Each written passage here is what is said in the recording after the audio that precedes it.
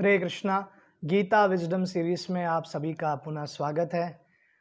आज पहले अध्याय के हम 10th सेशन को कर रहे हैं और हमने देखा इसके पूर्व श्लोक क्रमांक 28 से 30 के बीच, फिर 31 से 45 के बीच, 31 टू 35 के बीच, 35 के बीच, फिर 36 टू 38 के दौरान और फिर उसके बाद 39 टू 43 के बीच किस प्रकार 4 कारण देते हैं अर्जुन कृष्ण को कि युद्ध क्यों नहीं करना है। वो सर्वप्रथम कहते हैं कि कंपैशन, आचार्यगण कहते हैं दया। फिर दूसरा वो कहते हैं कि अगर परिवार नहीं रहेगा तो भोग विलास कैसे करेंगे, आनंद कैसे प्राप्त करेंगे परिवार के बिना। तीसरा वो कारण देते हैं कि पाप कृत्य होंगे तो पाप कृत्य का भोगी कौन बनेगा, फियर ऑफ सिंफुल एक्टिविटीज। फिर उसके बाद चौथा कारण दिया जाता है कि किस प्रकार से जो कुल धर्म है, जो फैमिली ट्रेडिशन है, उसका नाश हो जाएगा और ये सब न हो इसलिए हम युद्ध नहीं करना चाहते हैं। ये कारण देते हैं और अभी अंत के हम इसमें आए हैं। ये फाइनल क्लास है फर्स्ट चैप्टर गीता पर। 44th श्लोक में वो कहते हैं अर्जुन, अहो बत महत पापम कर्तुम व्यवसिता वयम यद राज्य सुख लोभे न हंतुम स्वजनम उद्यते। वो कहते हैं इतना बड़ा पाप मैं कैसे करूं। अहो बत महत पापम, महत पापम मतलब इतना बड़ा पाप कृत्य ये कैसे कर सकता हूं मैं। केवल राज्य को प्राप्त करने के लिए मैं ये नहीं करूंगा। कृष्ण केशव माधव वो उनको कह रहे हैं। कर्तुम व्यवसित वयम, बैठ गए वो अपने ही रथ पर, आसन पर। और फिर उसके बाद वो कहते हैं कि यद राज्य सुख लोभे ना, दुर्योधन अंधा है, दुर्योधन लोभ के कारण इस युद्ध को लड़ना चाहता है, लाखों लोगों का प्राण लेना चाहता है, परंतु मैं उसकी तरह अंधा क्यों हो जाऊं, ये वो कहते हैं। और फिर उसके बाद हंतुम स्वजन उद्यत, अभी ये चौथी बार स्वजन आ रहा है। धात्राष्ट्र दुर्बुद्धिर युद्धे प्रिय चिकीर्षव, 23वें श्लोक में वो कहते हैं कि दुर्बुद्धि के लोग हैं और इस प्रकार से युद्ध करने की आकांक्षा से यहां पर सम्मिलित हुए हैं, परंतु 4 बार स्वजन कह दिए। श्रील प्रभुपाद तात्पर्य में बतलाते हैं कि ये वैष्णव का गुण है, वो दयालु है, कृपालु है और वे सदैव विचार करते हैं कि किसी का नुकसान न हो। और श्रील प्रभुपाद ये भी कहते हैं कि रॉयल फैमिलीज में जो राजघराने होते हैं उसमें एक दूसरे के बीच द्वंद्व और लड़ाई ये हमने देखा ही है। और पूरा मुगल इतिहास अगर आप उठाकर देख लो, पूरा मुगल इतिहास, पूरा जितना भी इतिहास है, मानवीय इतिहास निकाल लो, ग्रीड फॉर पावर या सत्ता प्राप्त करने के लिए लोगों ने अपने ही परिवार के कितने सारे लोगों को मारा है, इसका कोई उदाहरण की श्रेणी है, लाइन लग जाएगी, एग्जाम्पल्स की कमी नहीं है।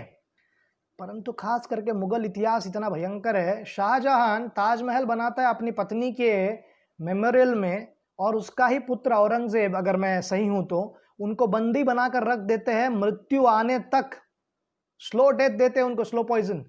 और ये पूरा लोधी डायनेस्टी हो, तुगलक डायनेस्टी हो, मुगल डायनेस्टी हो, ये पूरे आदिल शाह की राह ये सब हो, अहमद शाह अब्दाली के बारे में हो, उनके सारे परिवारों में यही कार्य हुआ है।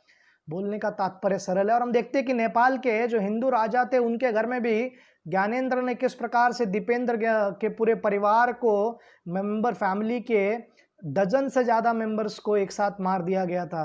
तो राज्य प्राप्त करने के लिए, पावर प्राप्त करने के लिए लोग कुछ भी कर सकते हैं। और हम निरंतर सुनते हैं एक फेमस फिनोमेना है अरब स्प्रिंग। अरब स्प्रिंग माने फेसबुक और ये सब सोशल मीडिया प्रारंभ होने के बाद अरब देशों में जो अधिकतर देश डिक्टेटर थे या राजा रूल करता था या मोनार्की थे, तो वहां पर लोकतंत्र लाने के लिए लोग ने बहुत प्रयोग किया। परंतु जब लोकतंत्र से कोई व्यक्ति जीत कर भी आता है उसकी हत्या की जाती है, क्योंकि ग्रीड फॉर पावर इतना ज्यादा है कि एनार्की है वहां पर, किसी भी प्रकार से शांति इस सब के लिए वो विचार करते ही नहीं है। सो हर एक व्यक्ति को ये आइडेंटिटी आती कैसी है और वो स्वजन क्यों कह रहे हैं बार बार, क्योंकि मोहित हो गए हैं और पुनः पुनः माया के अंतर में आकर वे निरंतर इस प्रकार से विचार कर रहे हैं कि देह ही सब कुछ है, रिश्तेदार ही मेरे सब कुछ है और अपने कर्तव्य को भूल रहे। एक स्तर पर अर्जुन महान वैष्णव है, दूसरे स्तर पर हमको क्या सीख लेनी है वो शिक्षा श्रील प्रभुपाद प्रदान करते हैं। इसलिए स्वयं की व्याख्या क्लियर कट होनी चाहिए। Choose the self definition that is eternal and factual, not fickle and fallible. अर्थात स्वयं की व्याख्या इस प्रकार से करो जो शाश्वत हो और वास्तविक हो, ना कि चंचल और अविश्वसनीय। सामाजिक दर्पण में हम देखते हैं कि सोशल सोसाइटी में या हम इस प्रकार से प्रयोग करने का प्रयत्न करते हैं, हमारा ऐसा उदाहरण देने का प्रयत्न करते हैं कि जैसे हम बहुत सुखी है, हम बहुत अच्छे हैं। अधिकतर लोग सोशल और पीयर प्रेशर के कारण वैसे बोलने का प्रयत्न करते हैं। भारत में एक बहुत बड़ा क्रेज है कि अंग्रेजी बोलने का प्रयत्न करें, इंग्लिश बोलने से व्यक्ति बहुत बुद्धिमान माना जाता है। ऐसा बिल्कुल भी नहीं है। जापानीज प्रगतिशील है, केवल जापानीज भाषा में बोलते हैं। फिर फ्रेंच प्रगतिशील है, इटली प्रगतिशील है, विश्व के जितने भी रशियंस प्रगतिशील है। इसका अर्थ नहीं इजराइल ये हिब्रू भाषा बोलते हैं सदैव, तो इसका मतलब ये नहीं कि कोई अंग्रेजी बोले तो ही विकसित है, परंतु भारत में प्रयत्न करते व्यक्ति कि अपना इमेज वैसा प्रेजेंट कर पाए। चंचल इसलिए कहा गया है क्योंकि ये जो भौतिक परिस्थिति है वो नाटकीय ढंग से और अभितज्ञ ढंग से कभी भी बदल सकता है। ट्रॉमेटिकली या ड्रामेटिकली सिचुएशंस चेंज होते रहता है, और उसको अविश्वसनीय से इसलिए बताया गया है क्योंकि हम अपना जो प्रेजेंटेशन है चारित्र के स्तर पर और हृदय और हमारा अस्तित्व को बदलने का प्रयत्न करते हैं। हम पूरी अपनी आइडेंटिटी को चेंज करने का प्रयत्न करते हैं। ब्रिटिश के जो मैकली थे 1835 में इंग्लैंड में उन्होंने प्रेजेंटेशन दिया था। उन्होंने कहा था रानी क्वीन एलिजाबेथ को कि देखिए भारत की सभ्यता जहां पर भी मैं गया हूं, एक तो भिखारी कोई नहीं मिलता है मुझको भिक्षा मांगने वाला, और सब लोग इतने धनी हैं, इनके अगर रीढ़ की हड्डी को तोड़े जाए तो ही हम इन पे राज्य कर सकते हैं। वो है वैदिक सभ्यता को किस प्रकार से मैथोलॉजी बताया जाए, काल्पनिक बताया जाए, और उन्होंने वही किया। और हम तथाकथित लोग अपने आप को ऑक्सफोर्ड में और यहाँ पर वहाँ पर शिक्षण लेकर आए, और फिर नेताओं को लगने लगा कि ये अंग्रेजी भाषा सीखना, इनकी सभ्यता सीखना सर्वोच्च है। फिर उसके बाद कॉकटेल पीना, दारू पीना, और फिर लुटियंस दिल्ली के एरिया में रहना, ये बहुत अच्छी बात है। और धीरे धीरे हम अपनी सभ्यता को नीचे दिखाने का प्रयत्न करने लग गए, और वो धीरे धीरे हम हमारी जो सभ्यता थी उसको पूर्ण प्रकार से भूल गए। परंतु कुछ लोग फिर भी इतना सब होने के बाद भी सोशल सर्कल में इंप्रेस करने का प्रयत्न करेंगे। वो यहाँ तक कि गुलाम तक बन जाएंगे। वो फेमस फोटो है, अगर आप कभी देख लेंगे तो जवाहरलाल नेहरू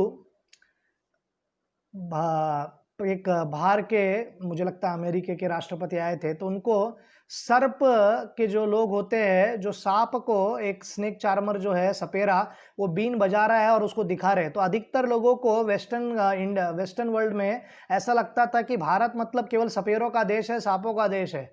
बाद में जब अभ्यास किया गया तब उनको पता चला कि वैदिक हिस्ट्री क्या है, वैदिक कॉस्मोलॉजी क्या है, वैदिक एस्ट्रोनॉमी क्या है, वैदिक मैथमेटिक्स क्या है, सब के बारे में ज्ञान उनको बाद में पता चला। और उनको पता चला कि भारत कितना महान है जब पढ़ने के बाद। उसके पूर्व तो आइडेंटिटी कुछ और ही थी।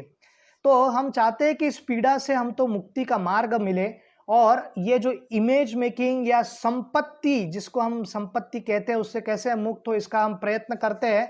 परंतु अर्जुन यहाँ पर वो समझ रहे हैं कि मेरे रिश्तेदारी संपत्ति है और आगे मैं अपना प्राण त्यागने के लिए भी तैयार हूं। और फिर कृष्ण के शाश्वत ज्ञान को सुनने के बाद और वास्तविक सच को जानने के बाद धीरे धीरे 18वें अध्याय के अंत में 18th चैप्टर में हमको पता चलेगा कि कैसे वो परिवर्तित होते हैं, और उनको पता चलता है कि हमारी यात्रा अभी की नहीं है, जन्म जन्मांतर से हमारी यात्रा चल रही है अनेक अनेक योनियों में, और अंत में हमारी गंतव्य स्थान है भगवान श्री कृष्ण के चरणों के चरण कमलों को हम प्राप्त करें। और इस प्रकार से पूर्ण पुरुषोत्तम भगवान श्री कृष्ण का कृष्ण प्रेम को प्राप्त करना, ये सबसे सुखदायी कार्य हो सकता है। फिर अनुपति हमारी ऐसी होनी चाहिए कि हमको जोश में, आनंद में, कृष्ण के भक्ति में धीरे धीरे क्रमे क्रमे क्यों ना हो बढ़ने का प्रयत्न करना चाहिए। आंतरिक स्तर पर हमारी गति एकदम तीव्र होनी चाहिए, परंतु एक्सटर्नली बॉडी को, मन को, सबको बैलेंस करते हुए फैमिली को आगे बढ़ने की आवश्यकता है। और एक दिन क्रमिक विकास हम प्राप्त करेंगे और हमारा जो रियल संपत्ति है जो कि कृष्ण प्रेम है उसको हम प्राप्त कर पाएंगे। साधारणतः अर्जुन यहां पर हम देखते हैं कि ट्रांजिशन इस प्रकार से है कि वे ये बतलाने का प्रयत्न कर रहे हैं कि अगर कोई व्यक्ति मारने का भी प्रयत्न कर रहे मुझे, तो मैं निहत्था रह जाऊंगा पर मारूंगा नहीं। यदि माम अप्रतिकारम अशस्त्रम शास्त्रपानय धात्राष्ट्रराणे हन्युस तन्मे क्षेमतरम भवेत। वो कह रहे हैं कि प्रतिकार नहीं करूंगा। इतना ही नहीं, अपने शस्त्रों को भी त्याग कर दिया उन्होंने, और फिर साधारणतः हम देखते हैं कि क्षत्रिय समान स्तर पर लड़ते हैं। महाभारत विजडम सीरीज के 30 लेक्चर मैंने दिए हैं, उसमें आप देख सकते हैं, सुन सकते हैं कि किस प्रकार से कैसे युद्ध हुआ। आखिर के जो लेक्चर्स है, लास्ट के 8-10 लेक्चर्स, और उसमें हम देखते हैं कि समान स्तर पर युद्ध होता था। तो वैदिक सभ्यता में युद्ध समान स्तर पर होता है। तथाकथित जो इस जगत के जिहादी है, उनको लगता है कि वो वीर रस का प्रदर्शन करते हैं जब अपने आप को आत्मघाती हमला करके लोगों को मारने का प्रयत्न करते हैं। साधारणतः वो लोग अलर्ट नहीं है, फिर निहत्ते हैं, और ये पूरा बॉम्ब लगाकर सुसाइड बॉम्बर बनकर व्यक्ति लोगों को उड़ा देता है। तो इस प्रकार से जो जिहाद है, ये पूरा कंकॉक्टेड और डिस्टॉर्टेड वर्जन है इस्लाम का। करेक्ट वर्जन इस्लाम का यह है कि जिहाद आंतरिक होना चाहिए। जो दुष्ट विकार है हमारे हृदय में, उस पर विजय प्राप्त करने की प्रयत्न करनी चाहिए। और साधारणतः आपको मैं एक ब्रीफ हिस्ट्री दे देता हूं कि किस प्रकार से भारत का विभाजन करने के लिए जो अधिकतर लोग मुस्लिम लीग का निर्माण किए थे। मोहम्मद अली जिन्ना तो प्रसिद्ध व्यक्ति है ही इसमें, कुप्रसिद्ध, पर अहमदिया मुस्लिम के बहुत सारे, अहमदिया एक पंथ है, उसके बहुत सारे लोगों ने कंट्रीब्यूट किया था। परंतु वही देश जिसके लिए उन्होंने पूरा फंड्स दिया, सब कुछ दिया, उस देश पाकिस्तान में अहमदिया को मुस्लिम मानते ही नहीं है।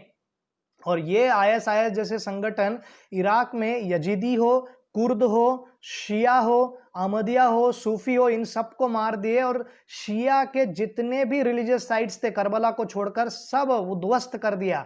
तो तथाकथित हम देख सकते हैं कि अहंकार के स्तर पर जब व्यक्ति का आइडेंटिटी हो और क्षत्रिय स्पिरिट ना हो तो किस प्रकार से नुकसान कर सकते। परंतु अर्जुन वो स्तर के नहीं थे, अर्जुन दयालु थे, और लड़ना भी है तो समान स्तर पर वैदिक सभ्यता में होता था। फिर अर्जुन विचार कर रहे हैं कि ठीक है, ज्यादा से ज्यादा क्या होगा, मेरी मृत्यु हो जाएगी, ठीक है, फिर पुनर्जन्म लूंगा, अच्छी जगह जाऊंगा, परंतु पाप कृत्य करूंगा तो नरक में जाऊंगा, तो ये पाप मैं क्यों भोगूं और इसका मैं फल क्यों प्राप्त करूं, और बिना कारण मेरे रिश्तेदारों को मैं मारूं क्यों। तो हम देखते हैं कि अंतिम श्लोक में भी यही वर्जन संजय जी बताएंगे कि कैसे अभी शोकाकुल हो गए हैं, शोक विघ्न में अर्जुन है। और हमेशा हमको याद रखना है, let the example of power come after, never before the power of example. कोई भी ज्वलंत उदाहरण जो देना है ना, उसकी शक्ति की, उदाहरण की शक्ति, वो सदैव पहले आनी चाहिए शक्ति प्रदर्शन से। किसी मनुष्य का, किसी राजा का शक्ति इतना ज्यादा नहीं होना चाहिए कि वो बाकी लोगों को दबाने का प्रयत्न करे। और जागतिक स्तर पर हमने देखा है कि अधिकतर बार जो शक्तिशाली व्यक्ति है, अभी एशिया, अफ्रीका, या जो कि साउथ अमेरिका या ओशियनिया जितने भी थे, यूरोप विकसित था, उसके पास आर्टिलरीज थे, बॉम्ब्स थे, उसके पास टैंक्स थे। तो इन सब देशों पर आक्रमण करके उनके ऊपर इतना अत्याचार किया है। इंपीरियलिज्म का अगर आपने हिस्ट्री पढ़ लिया 16वीं से लेकर 20वीं शताब्दी तक, जब तक यूनाइटेड नेशंस नहीं बना और धीरे धीरे डीकोलोनाइजेशन करने को नहीं कहा, तब तक ये लोगों ने स्वार्थी होकर, इतने स्वार्थी थे कि दूसरों के ऊपर केवल पीड़ा और पीड़ा ही देते रहे। और हमने देखा है कि अमेरिकी जो देश है, भारतीय हिंद महासागर में मॉरिशस का जो पार्ट था, उसका नाम डेगो कार्शिया करके एक आइलैंड है, उस जगह डेरगो कार्शिया, उस जगह पर इंडिजीनियस लोग रहते थे, आदिवासी समाज, उनको कधेड़ दिया, वहां से मॉरिशस भेज दिया, और मॉरिशस में भीख मांगने के अवस्था में बेचारे रहने लग गए। अपने ही देश से उनको उठाकर जहाज में रातों रात वहां से गायब कर दिया, ताकि अपना इंडियन ओशन में मिलिट्री कैंप बना पाए, एक बेस बना पाए। इतना धन है, सब कुछ है, पर इनसिक्योरिटी है। सबसे शक्तिशाली देश है, पर हर देश में मिलिट्री बेस चाहिए। क्यों? कल चीन आक्रमण किया तो, कल रशिया आक्रमण किया तो, कल कोई और आक्रमण किया तो, कल कोई अलकायदा ज्यादा बड़ा हो गया तो, कल कोई मुस्लिम एक्सट्रीमिस्ट ज्यादा, ईरान अगर ज्यादा कर दिया, नॉर्थ कोरिया ज्यादा कर दिया, तो सब जगह अपना मिलिट्री बेस रखा है। स्वयं की सुरक्षा रखना ये अच्छी बात है, परंतु केवल दूसरों को पीड़ा देकर यह कार्य करना, और इसके इतिहास में अगर हम जाए तो देखेंगे कितना पीड़ा दिया, उसका कोई एंड नहीं है। परंतु हम यहां पर देखते हैं कि पांडवों के जीवन में सदैव, पूरा महाभारत विजडम सीरीज के लेक्चर्स को आप सुन लीजिए, सदैव उनके साथ अन्याय हुआ है और वो सब सहते रहे। यहां तक कि युद्ध अभी आ रहा है, युद्ध में निर्णय होगा, परंतु अर्जुन विचार कर रहे हैं कि मैं अपने आप का प्राण त्याग करने के लिए तैयार हूं। सबसे ज्यादा प्रिय क्या है लोगों को? अपना प्राण।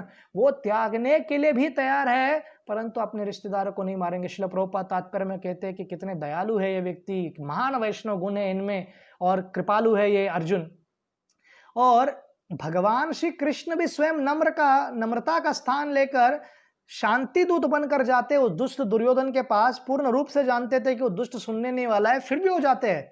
तो भगवान श्री कृष्ण भी कैसे उदाहरण स्पष्ट कर रहे हैं। इसलिए हमको सदैव उदाहरण देने की आवश्यकता है। जीवन में जब भी शक्ति प्रदर्शन करने का आपको मौका मिले तो शक्ति आप अपने उदाहरण से दीजिए। एग्जाम्पल जब हम सेट करते हैं लोग फिर प्रेरणा लेते हैं। और खास करके जो पेरेंट्स है, आप उनको ये नहीं कह सकते कि जप करो, ये करो, वो छोड़ो, ये छोड़ो, ऐसे नहीं कह सकते हो। आपको एग्जाम्पल सेट करना पड़ेगा। जब वो हम बच्चे देखेंगे कि हम जप करते हैं, भागवतम की पढ़ाई करते हैं और अन्य चीज़ों में समय को वेस्ट नहीं करते हुए सब समय का सदुपयोग करते हैं, तो बच्चे पालन करेंगे। वो जमाना गया कि आप बोलोगे और वो करेंगे। आपको एग्जाम्पल सेट करना ही पड़ेगा। ये तो पहले भी महत्वपूर्ण था, 5000 साल वर्ष पूर्व भी एग्जाम्पल सेट करना बहुत महत्वपूर्ण था, पर आज के डेट में तो अनिवार्य है, करना ही पड़ेगा। अभी संजय फाइनली ये आखिरी श्लोक है 46 ये फर्स्ट चैप्टर का, उसमें बता देते हैं कि क्या अभी जब एक्शन होता रहता है, कुछ बात रहता है तो अर्जुन और कृष्ण का संवाद आता है, परंतु इनएक्शन हो जाता है तो फिर संजय बीच में आते हैं और धृतराष्ट्र को बताते हैं, एवं उक्ता अर्जुना संख्ये रतोस्पस्ते उपस्थित विसृज्य स शरम चापम शोक संविघ्न मानसा। अर्जुन बोल रहे हैं कि इस युद्ध भूमि में हम हैं और फिर रथ के ऊपर वो जो थे आसन पर बैठ गए और धनुष बाण को बाजू में रख दिया। इसका अर्थ बैठ गए मतलब युद्ध लड़ने की कोई इच्छा नहीं, आकांक्षा बची नहीं।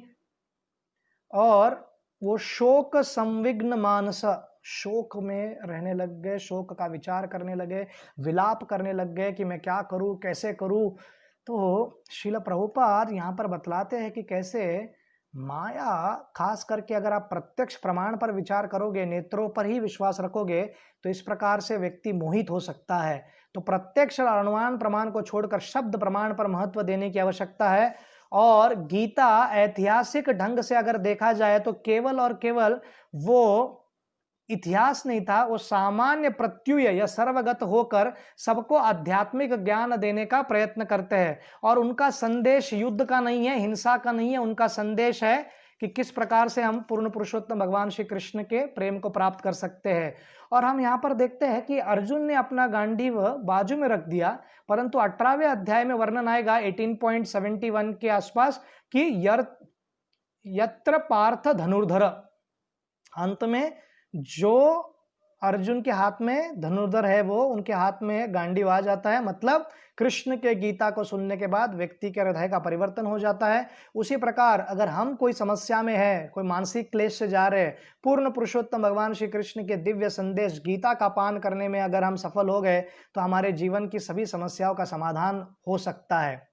क्योंकि अधिकतर जो जंग होती है, अधिकतर जो युद्ध है, वो बैटलफील्ड से ज्यादा मानसिक स्तर पर जीते जाते हैं।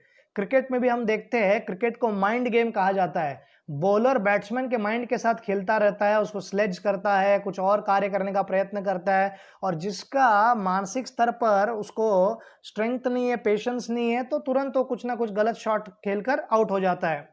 और अभी हम देखेंगे कि कैसे अर्जुन इतने निस्वार्थी थे, और प्रभुपाद कहते हैं कि ये सबसे महान गुण है एक भक्त के लिए, जिसका हृदय कोमल हो, वो निस्वार्थी हो, ना कि कोई व्यक्ति क्रूर हो और स्वयं के स्वार्थ के बारे में विचार करे।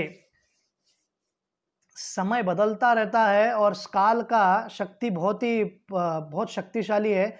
1671 में 9 जून, आज 10 जून आज के तारीख में ही जो जापान के एम्परर थे तेंजी, उन्होंने एक रोकुला करके एक पानी का एक क्या कहते हैं आप उसको, क्लॉक बनाया था, जिससे वो देख सके कि समय कैसे जा रहा है। और समय को भी उन्होंने ऐसा रखा था जिससे उनका पूरा टाइम टेबल था 24 घंटे का कि भोग विलास कैसे कर पाए। और क्रूरता इतनी ज्यादा होती, स्वार्थ इतना ज्यादा है, ये सभी यूरोपियन कंट्रीज खास करके ब्रिटिश 1838 में मैल क्रिक करके, न्यू साउथ वेल्स करके एक स्टेट है ऑस्ट्रेलिया में, फेमस है, वहां पर जितने आदिवासी समाज के लोग थे उनकी हत्या कर दी गई थी। और विश्व युद्ध 2 में हम देखते हैं कि हिटलर के कट्टरवादी विचारधारा द्वारा इतने सारे यहूदियों को मारा गया, जो भी देश में गए निहत्थे बच्चे माता सबको उन्होंने मार दिया।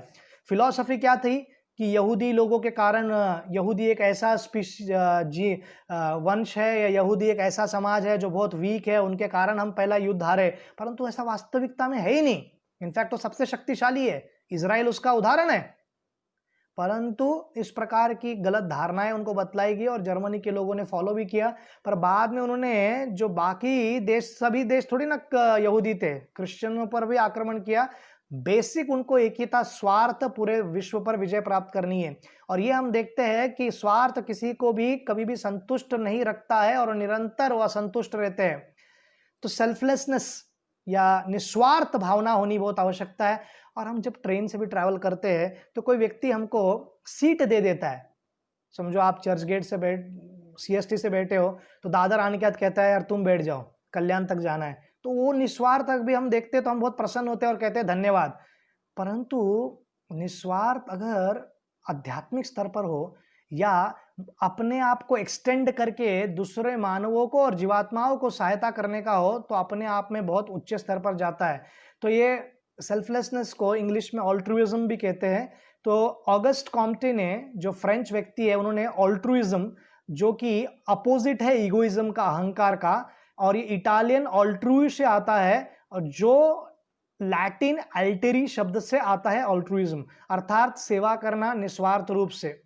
हम देखते हैं कि अनेक अनेक क्षेत्रों में प्रेरणा मिलती है ऑल्ट्रुइज्म करने का या समाज सेवा करने का। एक है कि अपने रिश्तेदारों की सेवा करने की इच्छा रखना, दूसरा है वेस्टेड इंटरेस्ट। भारत में हम देखते हैं बहुत सारे NGO है, उनका वेस्टेड इंटरेस्ट है, वो समाज सेवा, हॉस्पिटल के नाम पर या ट्राइबल डेवलपमेंट के नाम पर क्रिस्ती धर्म का प्रचार करते हैं, या उनको कहते हैं कि अगर आपको, मैं खुद प्रचार करता हूँ ट्राइबल बेल्ट में, यहाँ पर पालघर जिला में, मुझे पता है कि किस प्रकार से कन्वर्शन किया जाता है। तो ये वेस्टेड इंटरेस्ट है, समाज सेवा के नाम पर धर्मांतरण कराना। और फिर रेसिप्रोकल, जिस व्यक्ति ने आपको सहायता की है उसकी आप सेवा करने की इच्छा होती है आप में। सोशियोलॉजी के स्तर पर अगर इसका अभ्यास किया जाए तो हर एक व्यक्ति को समाज में निस्वार्थी लोगों की आवश्यकता होती है। कोई ना कोई व्यक्ति त्याग करते हैं। भारत के बॉर्डर्स पर फौजी लोग त्याग कर रहे हैं, सियाचिन में रह रहे हैं, जो कि इतना फ्रीजिंग जोन है जहां पर हर चीज को, खाने के पदार्थ को भी ध्यान रखा जाता है कि कैसे उसको हीट दिया जाए तब वो कुछ खा पाते हैं। किसके लिए रहते हैं वो आर्मी लोग? हमारे लिए, हम भारतवासी यहाँ पर सुरक्षित रह पाए, क्योंकि पाकिस्तान का भरोसा कुछ नहीं, कब क्या करे हो। तो दूसरा है पैथोलॉजिकल अल्ट्रुइज्म, अर्थात व्यक्ति अपने आप को इतना ज्यादा एक्सटेंड कर देता है, इतना समाज सेवा में डूब जाता है, खास करके कई बार अपने शरीर को भी साथ, शरीर का ध्यान नहीं देता है और वो बीमार पड़ जाता है। तो बेसिकली व्यक्ति को बैलेंस करने की आवश्यकता है, अपने मन, शरीर और जो उसकी विचार है कि हमको सेवा करना है, उसमें अगर बैलेंस ला पाया, अगर उसका बॉडी मेंटेन रहेगा, हेल्दी रहेगा, तो जीवन भर सेवा कर पाएगा, नहीं तो क्या सेवा कर पाएंगे। अनेक अनेक धर्मों में हम देखने का प्रयत्न करते हैं कि निस्वार्थता किस प्रकार से प्रकट किया गया है। सर्वप्रथम भगवान बुद्ध द्वारा प्रस्थापित बुद्धिज्म में देखते हैं, तो बुद्धिज्म में कोर में ही समाज सेवा है और वे उसको मेन मानते हैं, अहिंसा कोर है। परंतु अहिंसा जो मार्ग उन्होंने दिया भगवान बुद्ध ने, 90% लोग तो अभी कोई फॉलो ही नहीं करते। विद इन बुद्धिज्म, भारत के हो, म्यांमार के हो, तिब्बत के हो, कोई भी हो, वो मांस भक्षक है। तो पूर्ण रूप से परिवर्तन हो गया। जो मेन कोर था उनकी सेवा करना प्राणियों की, और जिस कारण से ये जो सिद्धार्थ है परिवर्तित हुआ और बुद्ध के रूप में इन्होंने प्रचार किया अहिंसा की, वही गोल ही मिस हो गया। जैन धर्म में समाज में सेवा मुख्य गोल है, अहिंसा है, प्राणियों के प्रति प्रेम है। और हम देखते हैं कि जैन धर्म के लोग अधिकतर गौशाला रखते हैं भारतवर्ष में और बहुत अच्छी प्रकार से सेवा करते हैं। और बहुत जगह मुंबई में आप देखोगे बहुत सारे कबूतर जहाँ पर आते हैं वो धान्य वगैरह डालते रहते हैं, तो प्राणियों के प्रति उनको बहुत प्रेम है। और ऋषभ देव जो भगवान के शक्त्यावेश अवतार है, उनके वो पहले कीर्तनकार है और उनके मेन 5 प्रिंसिपल्स है जिसके ऊपर वो पूरा अपना आध्यात्मिक कार्य करते हैं। अहिंसा, सत्य, ये तो क्लियर है। अस्तेय माने किसी का धन चोरी नहीं करना, ब्रह्मचार्य, और फिर अपरिग्रह। अपरिग्रह मतलब मटेरियल पोसेशंस ज्यादा ना रखना, जितना जरूरत है उतना ही रखना। और उनमें महाव्रत होता है जो सन्यासी लोग लेते हैं, और सन्यासी में भी 2 कैटेगरी है, श्वेतंबर और दिगंबर। दिगंबर माने जैसे तरुण सागर जी थे, पूर्ण रूप से कोई वस्त्र डालते नहीं थे, और श्वेतंबर माने जो व्यक्ति कुछ कपड़े पहनते हैं व्हाइट कलर का। और फिर अनुव्रत, अनुव्रत मतलब गृहस्थ लोग लेते हैं, और अधिकतर उनमें ऐसा नियम है कि संध्या होने से पूर्व आपको भोजन ले लेना चाहिए, पानी भी नहीं पीना है। और ये यहाँ तक है कि माइक्रो ऑर्गेनिजम्स जो जीव जंतु होते हैं, जंतु, उनको वो भी हमारे यहाँ कारण मरे नहीं करके वो वाइट करके एक ऐसा मास्क डालते हैं सदैव, आपने साधुओं को देखा होगा। क्रिश्चियनिटी धर्म में जीसस ने इस फिलॉन्थ्रफी और सोशल सर्विस को और निस्वार्थ होकर दूसरों की मदद को बहुत एम्फेसिस किया है। खास करके उनका सरमन ऑन द माउंटेन और the sermon on the plains, जहाँ पर भी उन्होंने प्रचार किया है। और खास करके पॉलिन जो उनके अनुयायी थे, उनके द्वारा बताया गया कि किस प्रकार व्यक्ति को दूसरों की सेवा करने की आवश्यकता है।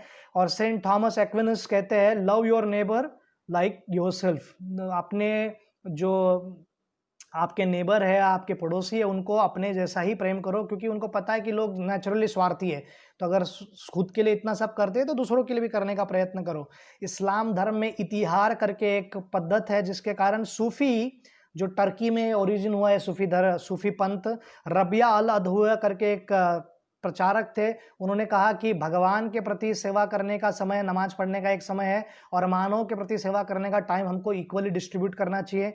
सूफी और एक यनुस यमरी करके है टर्की के, जो कहते हैं कि यत्र दानी सेवरिज यत्र दंदन यूत्रो, अर्थात वो कह रहे हैं कि प्राणियों को प्रेम करने की आवश्यकता है, दया करने की आवश्यकता है, पर पता नहीं उसका पालन कोई करते भी है या नहीं।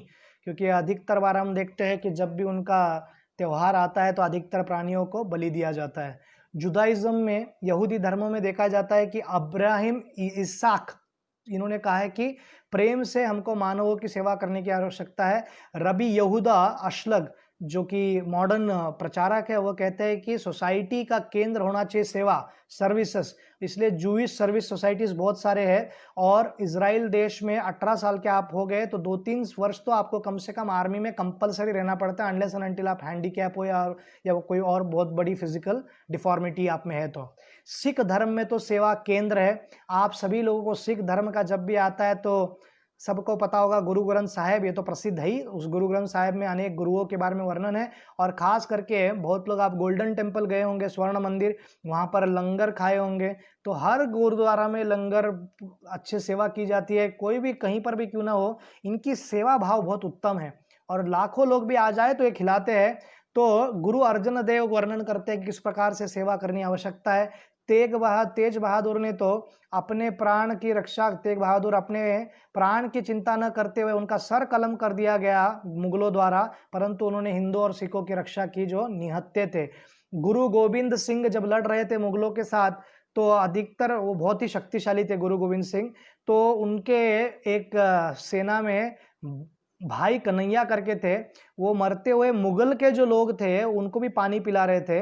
फिर उसके बाद जब चर्चा करते हैं गोविंद सिंह के साथ, तो गोविंद सिंह कहते हैं इतना ही क्यों, अभी युद्ध समाप्त हो गया है, जितने भी लोग घायल है उन सबको तेल और ऑइंटमेंट्स और जो भी लगाना है औषधि लगाकर ठीक भी करो।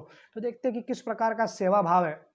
तो अधिकतर बार साइंटिफिक टर्म्स में जीन्स के स्तर पर अगर हम देखने का प्रयत्न करें तो किन व्यक्तियों में ऑल्ट्रुइज्म या निस्वार्थ ज्यादा रहता है, निस्वार्थता, जिनका जीन्स DRD4 हो, DRD5 हो, OXTR हो, CD38 हो, IGF2, GABR, B2, ये सब लोगों, ऐसा नहीं कि इसके अलावा कोई बन नहीं सकता, पर साधारणता जिनमें पाया गया है तो ये जीन्स वालों लोगों में पाया गया है। अब हम वैदिक सभ्यता में जानने का प्रयत्न करेंगे। वैदिक सभ्यता में प्रारंभ ही होता है निस्वार्थता से। पूर्ण पुरुषोत्तम भगवान श्री कृष्ण इस जगत का निर्माण ही करते हैं ताकि यहाँ पर हम सब पूर्ण रूप से रिफॉर्म होकर आध्यात्मिक जगत वापस जा पाए।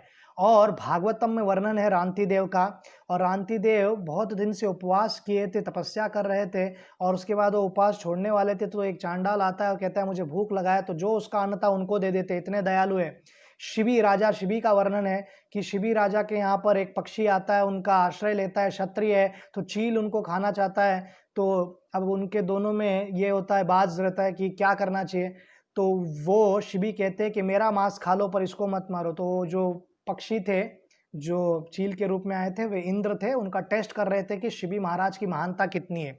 तो इस प्रकार का इतना ज्वलंत उदाहरण वासुदेव दत्त, जो कि प्रहलाद महाराज के अवतार है श्री चैतन्य महाप्रभु के लीला में, वो कहते हैं भगवान मेरी एक ही इच्छा है कि जितने भी जगत के लोग हैं उन सबका उद्धार होने तक मुझे इस जगत में रहने दो, मुझे नरक में रहना पड़े तो भी चलेगा, सबका उद्धार करो। तो इतना दया तो शारीरिक स्तर पर दया करना, समाज की सेवा करना, उनको अन्न खिलाना, यह वैदिक सभ्यता का पार्ट रहा है।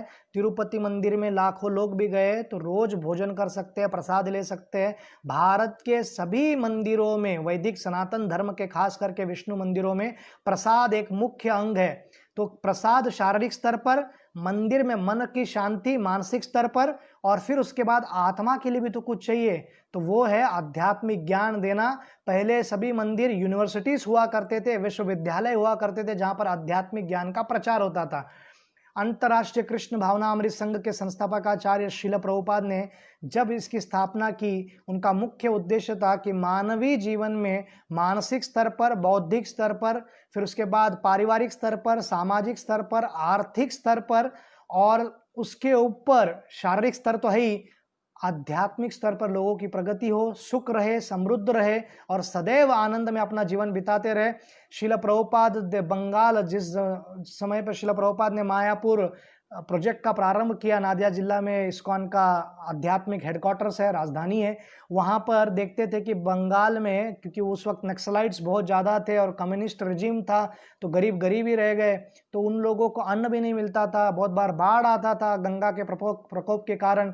तो शिला प्रभुपाद ने कहा 10 किलोमीटर के आसपास, मंदिर के आसपास या कहाँ पर भी, जहाँ पर भी लोगों को ज़रूरत है, आप हमेशा प्रसाद का वितरण करोगे। तो प्रसाद केवल फूड नहीं है, ये प्रसाद मतलब बनाया जाता है शुद्ध भक्तों द्वारा, अर्पित किया जाता है भगवान को, और फिर उसके बाद सबको प्रेम पूर्वक दिया जाता है। जितना चाहिए उतना, थोड़ा थोड़ा नहीं, जितना चाहिए उतना। और कोरोना के क्राइसिस के समय हमने देखा है, जितने भी अंतर्राष्ट्रीय कृष्ण भावनामृत के संघ के मंदिर है, उन सभी मंदिरों ने बहुत सेवा की है। और खास करके भारतवर्ष में भारतीय सरकार और अन्य लोगों ने इसका नोटिस किया है और धन्यवाद भी व्यक्त किया है। इस्कॉन, खास करके इस्कॉन दिल्ली लाखों लोगों को रोज खिला रहा था 1 महीना भर। तो इस प्रकार आध्यात्मिक होने के कारण हम लोगों को किसी के शारीरिक नीड्स या उनके जरूरतों, ऐसा नहीं कि हमको पता नहीं है, परंतु कोई व्यक्ति, डूबता हुआ व्यक्ति अगर समझो नदी में डूब रहा है और वो डेनिम जैकेट पहना हुआ है, आप दौड़ते हुए जाओगे और उसका केवल डेनिम का जीन्स बाहर, जैकेट बाहर लेके आओगे और कहोगे मैंने उसकी रक्षा कर दी, तो रक्षा नहीं है। डेनिम की रक्षा करने की आवश्यकता है, क्योंकि वो भी पैसा देके खरीदा हुआ है, उसकी महत्व है क्योंकि ढकने का काम आता है, परंतु मेन व्यक्ति है, उस व्यक्ति को बाहर निकालना है, उसको मृत्यु के मुंह से बचाना है।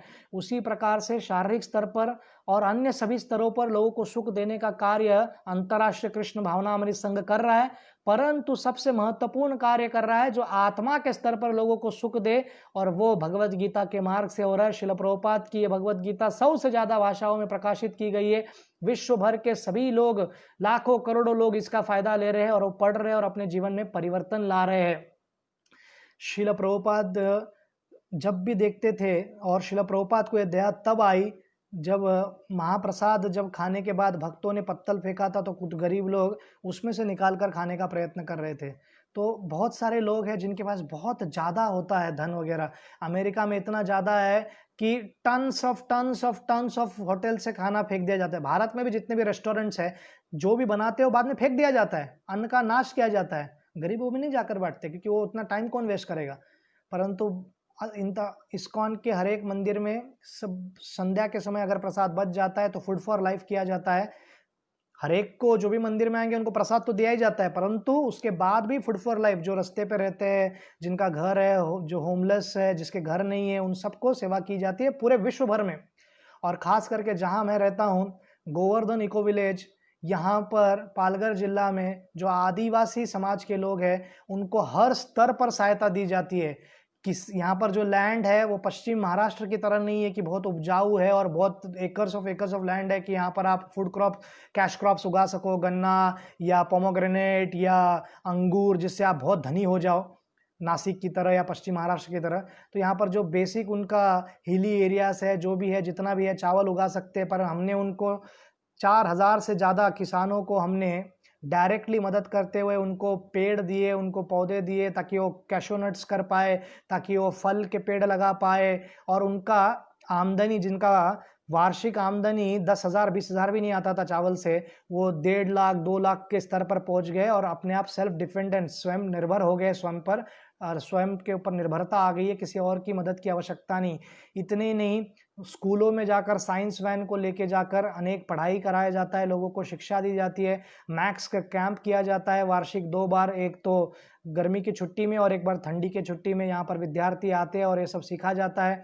सेल्फ हेल्प ग्रुप्स है, बचत गट है स्त्रियों के, 5,000 स्त्रियां जुड़ी हुई है बचत गट से और उनके जीवन में परिवर्तन आया है। और फिर इतना ही नहीं, और ये कोरोना के समय हमने यहाँ के आसपास के अनेक गांवों में गवर्नमेंट ऑफिसर्स को सबको सहायता करते रहे। आध्यात्मिक स्तर पर हम जानते हैं कि आत्मा है, शाश्वत प्रेम, कृष्ण के प्रति भक्ति करने की आवश्यकता है, परंतु जो शरीर के लेवल पर नीड है भोजन, और जो मानसिक स्तर पर चाहिए शांति, काउंसलिंग हम करते हैं, लोगों को मदद करते हैं जो भी डिस्ट्रेस में है, डिप्रेशन में है। फिर उसके बाद भावनात्मक स्तर पर सोसाइटी, सोशल गैदरिंग, फ्रेंड्स, हम मित्र बनते हैं उनका। और फिर उसके बाद आध्यात्मिक स्तर पर 70 से ज़्यादा गांवों में, आसपास के आदिवासी गांवों में संध्या के समय प्रचार होता है। कोरोना के समय नहीं हो रहा है, ऑनलाइन हो रहा है, परंतु जब नॉर्मल सिचुएशन रहता है तो उनके गांव में जाकर हम प्रचार करते हैं। गांव में 300 लोग रहे, 400 लोग रहे, 500 लोग क्यों ना रहे, 600 लोग क्यों ना रहे, उन सबको प्रसाद का वितरण किया जाता है और उनको आध्यात्मिक ज्ञान दी जाती है। So formula for happiness is, जब व्यक्ति शारीरिक स्तर पर, मानसिक स्तर पर, आर्थिक स्तर पर, सामाजिक स्तर पर, पारिवारिक स्तर पर और सबसे महत्वपूर्ण आध्यात्मिक स्तर पर जब वो प्रगति करेगा, तब होलिस्टिकली वो खुश रह पाएगा। और यही सबसे महत्वपूर्ण कार्य है सेल्फलेसनेस का। व्यक्ति निस्वार्थी होना चाहिए, अर्जुन की तरह। पूरा जीवन उन्होंने दुख होगा, परंतु प्रथम अध्याय के अंत में हम देखते हैं कि वो लड़ने को तैयार नहीं है ताकि नुकसान ना हो। परंतु पूर्ण पुरुषोत्तम भगवान श्री कृष्ण उनको लेवल्स ऑफ धर्मा बताएंगे। एक लेवल है जाति धर्म, कुल धर्म, फाइनल जो धर्म है पराधर्म, पूर्ण पुरुषोत्तम भगवान श्री कृष्ण का आश्रय लेना, जो 18 चैप्टर में आता है, जहां पर वो कहते हैं कि सर्वधर्मान परित्यज्य माम एकम शरणम व्रज। तो सभी प्रकार के कार्यों को त्याग करते हुए कृष्ण का आश्रय लेने की आवश्यकता है। कृष्ण का आश्रय लेने का अर्थ ये नहीं कि हमको कुछ छोड़ना है। कृष्ण का आश्रय लेने का अर्थ है जो भी हमारा लाइफ है उसमें भगवान श्री कृष्ण को जोड़ना है। और कलयुग में सबसे शक्तिशाली मार्ग कृष्ण को जोड़ने का है, भगवान के नाम के कीर्तन को करना, उनके श्रवण कीर्तन करना। शुश्रूषु श्रद्धानस्य वासुदेव कथा रुचि शयन महत सेवा विप्र पुण्य तीर्थ निषेवनाथ।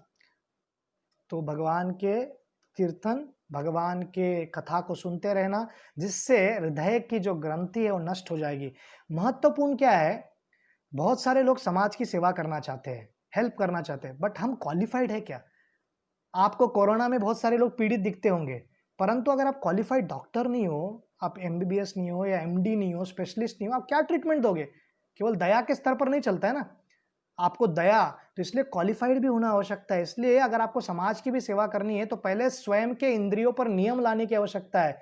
तो उसी प्रकार अंतर्राष्ट्रीय कृष्ण भावनामृत संघ में जो भी प्रैक्टिशनर है वो धीरे धीरे भगवान श्री कृष्ण के नाम को जप करते हुए प्रगति करते, अपने मन पर नियंत्रण लाते, इंद्रियों पर नियंत्रण लाते और आउटवर्डली जो समाज की सेवा करनी है वो करते हैं। तो ये बैलेंस है, और इस प्रकार से जब हम कार्य करते हैं तो लंबे समय तक हम सेवा कर पाएंगे, स्वयं सुखी रह पाएंगे, दूसरों को सुखी कर पाएंगे। और वैदिक सभ्यता का मेन गोल यही है कि हर जीवात्मा सुखी रहे, वो अधम से अधम एकदम जंतु भी क्यों ना हो, उनके सुख का भी विचार किया जाता है। और इस प्रकार हम देखते हैं कि इस प्रकार की अगर सेल्फलेसनेस इस जगत में हो और व्यक्ति अपने स्वार्थ को त्यागने का प्रयत्न करे, चीन केवल एक स्वार्थ को त्याग दे कि हमको वेट मार्केट्स नहीं रखना है, अधिकतर समस्या का समाधान हो जाएगा। जगत में लोग अगर शाकाहारी पंथ का पालन करने का प्रयत्न कर दे और विचार करे, एटलीस्ट प्रैक्टिस करे या कम कर दे, तो ये जो भी ग्लोबल वार्मिंग है, ये जो भी ग्लेशियर मेल्ट्स हो रहा है, जो भी अधिकतर जितने भी पैसिफिक, माइक्रोनेशिया, पोलिनेशिया और ओशियनिया में जितने भी मार्शल आइलैंड्स, किरिबाटी, नाउरू, ये वैनुअटू, फिजी, ये सब देश है, धीरे धीरे ये सब समर्ज हो जाएंगे 100 साल में। पर इसका कारण कौन होगा? ये अधिकतर लोग जो प्रयत्न क्या करते हैं कि अपनी समस्या का समाधान करने के लिए, लोकल प्रॉब्लम के लिए ग्लोबल, लोकल प्रॉब्लम्स का सॉल्यूशन निकालने के लिए ग्लोबल प्रॉब्लम क्रिएट करते हैं। खुद को गर्मी लग रही है, घर में एयर कंडीशनर लगाया और उससे निकलने वाले क्लोरोफ्लोरोकार्बन्स के कारण पूरे जो ओजोन लेयर में डिप्लीशन होता है और गर्मी बढ़ती है, तापमान बढ़ता है और उस प्रकार से ये सब पोलार के जो आइस है, बर्फ है, वो मेल्ट हो रहा है। तो हमको निस्वार्थी व्यक्तिगत स्तर पर बनना है, समाज के स्तर पर बनना है और जागतिक स्तर पर जब हम बनेंगे तो ये हम खुश आनंदमयी जीवन हम इस जगत में जी पाएंगे। कृष्ण का बनाया हुआ ये प्रकृति है और अपने आप में एब्सोल्यूट है और परफेक्ट है।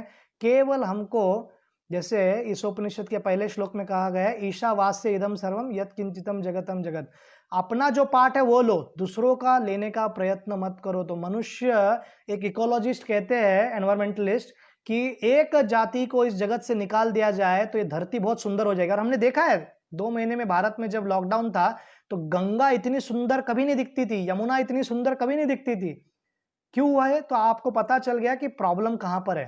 तो हमको निस्वार्थी बनने की आवश्यकता है। सिंपल लाइफ हम जी सकते हैं, ये बड़े बड़े तथाकथित आर्टिफिशियल जीवन जीने की आवश्यकता ही नहीं है और फिर हम सुखी समृद्धि रह पाएंगे। आप सभी का बहुत बहुत धन्यवाद।